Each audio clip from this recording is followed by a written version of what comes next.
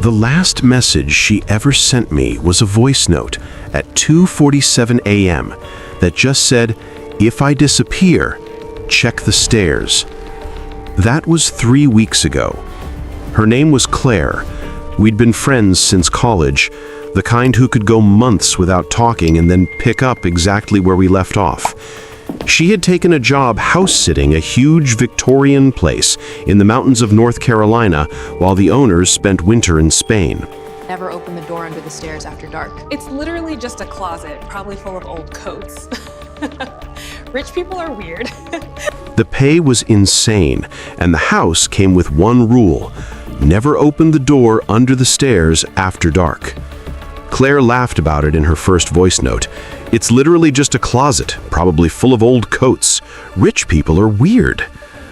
The house was built in 1893 by a doctor who supposedly vanished one night along with his entire family. No bodies, no luggage, no note.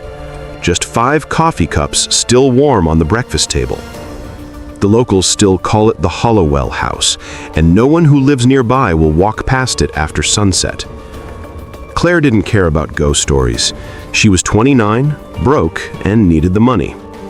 She moved in on November 1st. The first week was normal. She sent photos of the grand staircase, the stained glass windows, the clawfoot tub big enough to swim in. She joked that the only thing haunting the place was the Wi-Fi. Then the messages got shorter. She said the house felt bigger on the inside at night, like rooms rearranged themselves when she wasn't looking. She started hearing footsteps on the second floor when she was on the first, and footsteps on the first when she went upstairs. Always the same rhythm. 3 quick steps, pause, 3 quick steps, pause. Like someone pacing but trying not to be noticed. On day 9, she sent a video. It's only 12 seconds long. She's filming the main staircase from the foyer, whispering so the microphone barely catches it. "Listen," she says. You can hear the grandfather clock ticking, then the 3 quick steps, pause, 3 quick steps, coming from the landing above. The camera shakes a little because her hand is trembling. The footsteps stop right as the video ends. 2 days later, she texted that she had found the door under the stairs. It wasn't a closet like the owners said. It was narrow, painted the same color as the wall, almost invisible unless you knew where to look. There was no handle, just a tiny keyhole shaped like a screaming mouth. She said she only noticed it because one of the floorboards in front of it was worn smooth, like generations of shoes had stood there waiting to be let in. She swore she never touched it. That night, she couldn't sleep. She kept hearing scraping from inside the walls, slow, like fingernails dragging downward. She put on headphones, turned on a podcast, anything to drown it out. Around 3 a.m., the power went off. The house went completely dark and completely quiet. Then she heard the soft click of a lock turning under the stairs. She grabbed her phone, turned on the flashlight, and opened her bedroom door. The hallway was empty, but the beam of her light caught something moving at the bottom of the staircase. A shadow stretching way too long for a human being, thin and jointed wrong, bending around the corner before the light could reach it. She slammed the door, shoved a dresser against it, and called me. I was half asleep and missed it. She left a voicemail instead. Her voice was shaking so hard I could barely understand her. "Something's in the house with me. It knows my name. If I disappear, check the stairs. Promise me." That was the last time anyone heard from her. The owners flew back from Spain the next day when the security company alerted them that the alarm had been triggered and then disabled from the inside. Police did a welfare check. The house was unlocked. Every light was on. Claire's phone was on the kitchen island, recording a voice memo that was still running. It had been going for 6 hours and 42 minutes. All you can hear is the faint ticking of the grandfather clock, and every few minutes, the 3 quick steps, pause, 3 quick steps, somewhere in the background.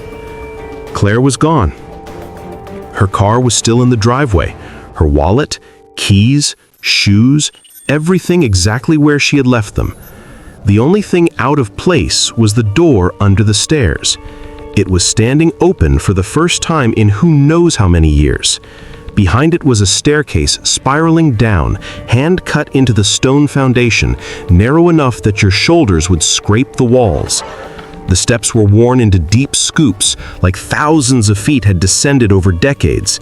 At the bottom, maybe 30 feet down, was a brick room no bigger than a prison cell.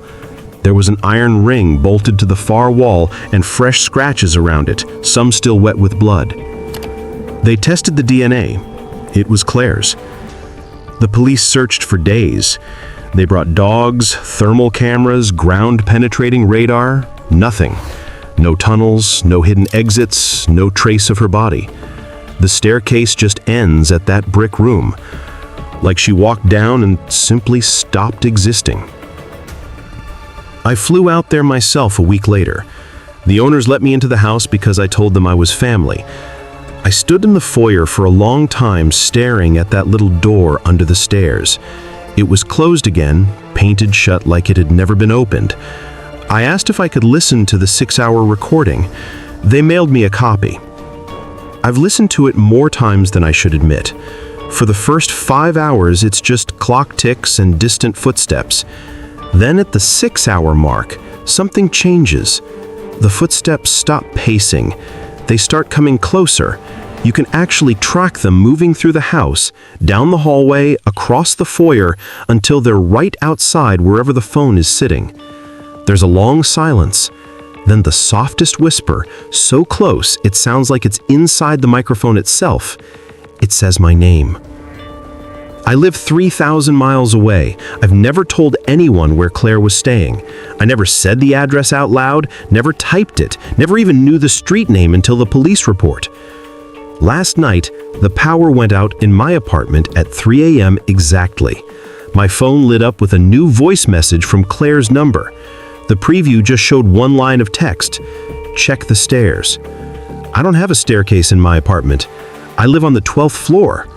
But when I walked into the hallway to check the breaker, there was a narrow door set into the wall between my place and the neighbors that I swear has never been there before. It's the same color as the wall, no handle, just a tiny keyhole shaped like a screaming mouth. It's still there this morning. I can hear 3 quick steps behind it. Pause, 3 quick steps. I think I'm going to open it.